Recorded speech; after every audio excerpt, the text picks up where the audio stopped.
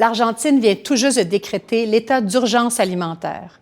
Depuis la défaite du président Mauricio Macri aux élections primaires, rien ne va plus économiquement dans le pays. Les investisseurs fuient, l'inflation est galopante. Assistons-nous au début d'une nouvelle crise financière comme celle qu'on a connue il y a 20 ans? Le sociologue Victor Armoni va explorer les enjeux avec nous. Mais avant, le tour de la question en images. Le 13 septembre 2019, les députés argentins ont voté une proposition de loi sur l'urgence alimentaire. L'inflation galopante a fait descendre des milliers d'Argentins dans les rues de Buenos Aires, la capitale, pour demander la déclaration d'un état d'urgence au gouvernement. Salimos a movilizarnos porque el pueblo está pasando hambre, porque no hay trabajo, porque nuestros salarios no alcanzan para llegar a fin de mes. La loi permettra d'augmenter les aides aux personnes n'arrivant plus à se nourrir correctement à cause de la montée des prix. Le pouvoir d'achat des Argentins baisse depuis plusieurs années à cause de la stagnation des salaires, mais la crise actuelle est le résultat de la défaite du président Mauricio Macri aux élections primaires d'août 2019. Les Argentins ont voté pour le candidat du centre-gauche, Alberto Fernandez, membre de la coalition d'opposition Frente de Todos. En arrivant au pouvoir, Mauricio Macri avait fait la promesse de sauver l'économie argentine après des années de précarité et d'instabilité sous les gouvernements successifs de Nestor puis de Cristina Kirchner. Le 11 août 2019, sa défaite aux primaires a affolé les marchés financiers et fait chuter le peso. La monnaie argentine a perdu près de 30% de sa valeur dans les dernières semaines du mois d'août. Associé à l'ancienne présidente Cristina Fernandez de Kirchner, le candidat Alberto Fernandez est désormais le favori pour l'élection présidentielle qui aura lieu en octobre 2019. Pour parler de la crise en Argentine, nous avons en studio Victor Armoni, professeur de sociologie à l'UQAM et directeur du laboratoire interdisciplinaire d'études latino-américaines. Bonjour, M. Armoni. Bonjour. Bienvenue dans le studio. Merci. Alors, en 2004, vous avez écrit un livre qui s'appelle « L'énigme argentine, image d'une société en crise ». De notre côté, on a toujours l'impression que l'Argentine est toujours en crise ou au bord de la crise. Est-ce que c'est une bonne perception? À certains égards, oui. C'est certain que quand les choses vont mieux ou vont bien, on n'entend pas parler d'Argentine. Donc à ce moment-là, peut-être ça ressort au niveau des médias quand ça va mal. Ceci dit, effectivement, ça arrive souvent, il faut le dire. L'idée que l'Argentine vit dans une sorte de crise permanente, ou en tout cas dans une réalité de cycle de crise, où ça va bien un certain temps et à un moment donné, ça explose. Oui, c'est ça. Mauricio Macri, quand il a été élu, il avait promis de régler les problèmes économiques de l'Argentine. Ça ne s'est pas passé comme ça. Qu'est-ce qui n'a pas marché? Bon, évidemment, il faut voir le contexte. On venait d'une dizaine d'années de gouvernance par d'abord Nestor Kirchner, par la suite son épouse Cristina, un gouvernement de gauche qui a fait beaucoup de dépenses au plan social. Maintenant, on a un virage, un changement, peut-être aussi une certaine fatigue de la part de la population qui se tourne vers une option libérale, un peu plus pro-marché, qui va donc défaire un certain nombre de mesures de contrôle de devises, etc., que les Kirchner avaient mis en place. Le plan semblait peut-être bon, mais la conjoncture aussi a fait en sorte, peut-être aussi des erreurs du gouvernement, ont mené encore une fois en finale en crise.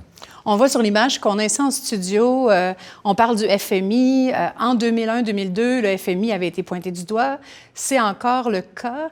Est-ce que les Argentins ont raison de penser que c'est la faute un peu du FMI, ce qui leur arrive, ou au contraire, c'est devenu le bouc émissaire parfait?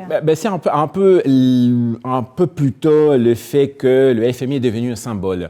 Évidemment, c'est un peu vrai si on veut questionner certaines politiques ou des mesures d'austérité qui ont finalement été imposées ou en tout cas accordées avec le FMI. Ceci dit, le FMI représente depuis très très longtemps, peut-être même de la crise 2001, mais même durant la transition démocratique dans les années 80, cette idée des marchés, des puissances, des pouvoirs qui s'imposent en Argentine. Et souvent, on va dire, justement, la dette envers eux, d'abord, il faut régler la dette envers nous-mêmes, notre peuple. Alors, c'est cette idée de dette extérieure versus dette intérieure, c'était déjà devenu quelque chose dans les années 90. Donc, le FMI, comme à certains égards, l'emblème de tout un tas de facteurs qui jouent sur l'Argentine.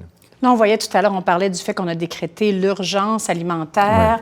Ouais. On parle de la hausse assez grande de la pauvreté dans le pays, là, qui a pris presque 15 je pense. Oui. Est-ce que c'est aussi grave que ce qu'on a vécu en 2001-2002 ou on est dans un autre ordre de grandeur? Je ne crois pas. C'est-à-dire, encore une fois, chaque contexte, chaque conjoncture est tout à fait différente. Le monde a changé. L'Argentine aussi a changé, le contexte aussi est régional. L'Amérique latine de la vague de gauche n'est plus là, vraiment. Donc, mais la crise en tant que telle, effectivement, on voit un peu les mêmes symptômes ou les mêmes événements, les mêmes problématiques, d'évaluation, fuite des capitaux, etc. Donc, manque de confiance donc, des investisseurs. Donc, c'est un peu, oui, on a le sentiment de revoir le film. Ceci dit, l'ampleur, la profondeur, l'étendue de la crise n'est pas la même. D'accord. Donc, est-ce qu'on peut s'imaginer que les élections pourraient en partie régler le problème, puisqu'il semble y avoir une partie de perte de confiance? Les défis sont immenses, parce qu'il y a certains éléments macroéconomiques, encore une fois, le contexte international, ce ne sera pas facile. Mais je crois que justement, gouvernement avec beaucoup de soutien populaire, et si on se fie à ce qu'on a vu aux primaires, le nouveau président, pressenti en tout cas, arrivera au pouvoir avec beaucoup d'appui de la société argentine. Je pense qu'il y a tout de même de bonnes chances de s'en sortir, mais les problèmes sont là pour un certain temps. Ce ne sera pas réglé en 3 mois, ça c'est certain. Dans notre introduction, on parlait de la nouvelle équipe, de celui qui est pressenti pour être président, comme étant de centre-droit. Il y en a qui voient en lui un populiste. Vous, comment vous le situez dans le spectre politique? L'Argentine est toujours difficile à cerner sur l'axe classique gauche et droite depuis l'irruption du péronisme.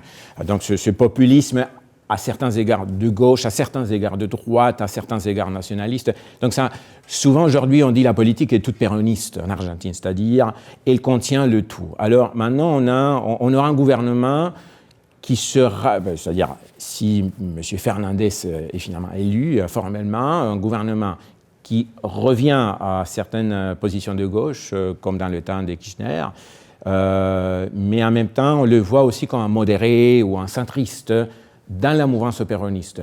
Donc, comme toujours, c'est très difficile de prédire. On sait bien que les péronistes ont parfois été très, très proches des postures néolibérales dans le passé, Menem dans les années 90. Donc, on verra le moment venu. C'est quand on visite Buenos Aires, il y a énormément le péronisme est très inscrit dans le paysage, je dirais. On va au musée, on nous parle du péronisme, tout ça. Qu'est-ce qui fait que la popularité de ces idées-là, qui se perpétue en fait à travers les décennies là, en Argentine? Bon, c'est une énigme. C'est un mystère sur lequel beaucoup de politologues, de sociologues se sont penchés. Personne n'a la réponse. Ça semble avoir une sorte presque de magie.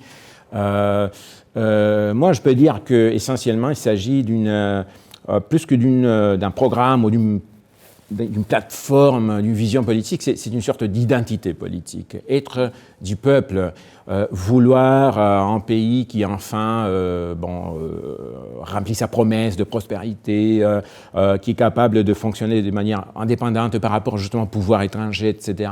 C'est un peu comme ce mythe de l'Argentine finalement qui aurait pu être riche, puissante, respectée dans le monde, mais aussi qui tient compte des gens ordinaires. Alors je pense que on se reconnaît dans le message péroniste comme étant ce véhicule de mobilité sociale, de stabilité politique, économique, de fierté aussi. Donc il y a des éléments de passion, d'émotion politique. Donc tout ça, cet amalgame, ça fait que le péronisme peut par la suite aller avec un discours parfois de gauche, de droite, modéré, extrême, si vous voulez, nationaliste, mondialiste, et tout ça, ça peut entrer sous cette étiquette péroniste. Une autre énigme, ça semble être le retour de Mme Kirchner, donc de Cristina Kirchner. Elle a eu droit, je pense, à 4 procès pour corruption. Et là, tout à coup, elle fait partie de l'équipe qui va peut-être gagner les élections. Tout à fait. Même la façon dont tout s'est déroulé, parce qu'on se posait la question, c'était d'abord le mystère, va-t-elle devenir candidate ? est-elle capable d'arriver même à remporter l'élection? Et là, c'est un peu ce style, coup d'éclat, je serai candidate à vice-présidente et c'est elle qui a désigné son candidat, ce qui est un peu déjà inusuel, et ce sera quelqu'un qui avait été dans un conflit assez ouvert. M. Fernandez avait été chef de ministre pour M. Kirchner, mais s'était éloigné du gouvernement de Cristina avec des critiques extrêmement fortes, y compris en parlant de la corruption. Alors, tout à coup, il devient le leader de cette mouvance où on ne sait pas tout à fait justement le rôle que jouera Madame Kirchner, qui est un peu là en retrait, qui garde un peu le silence.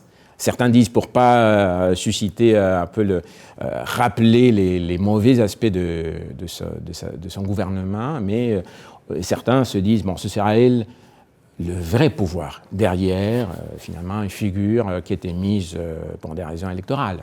Et donc, le 27 octobre, si jamais cette équipe rentre au pouvoir, comment l'Argentine va s'inscrire dans ce qui se passe en ce moment en Amérique latine? On sait qu'au Brésil, il y a Bolsonaro, au Venezuela, on est en crise. Comment donc, quel rôle va jouer l'Argentine après dans la région? C'est une question qui se pose, qui est tout à fait difficile à répondre, encore une fois. Je crois que le chemin, encore une fois, si M. Fernandez est porté au pouvoir en octobre, ce sera un chemin un peu d'équilibre. Je pense qu'en partie, justement, le fait d'avoir Cristina, parce qu'elle attire tout de même cette population qui l'aime et qui la voit comme l'incarnation de cette identité péroniste, mais en même temps en disant on ne va pas faire ce que le Venezuela a fait. On ne sera pas des gauchistes qui font peur au marché international. Donc M. Fernandez, apparemment, et lui il est un très bon politicien qui sait comment faire comment négocier, comment faire des compromis. Je pense que ce sera, éventuellement, on va parler d'un gouvernement de centre, aux accents progressistes certainement, mais qu'on ne pourra pas dire totalement contraire à cette peut-être effectivement vague plus conservatrice que l'on voit aujourd'hui en Amérique latine. Alors on va suivre ça de près. Merci beaucoup, M. Harmony, d'avoir été des nôtres. Merci.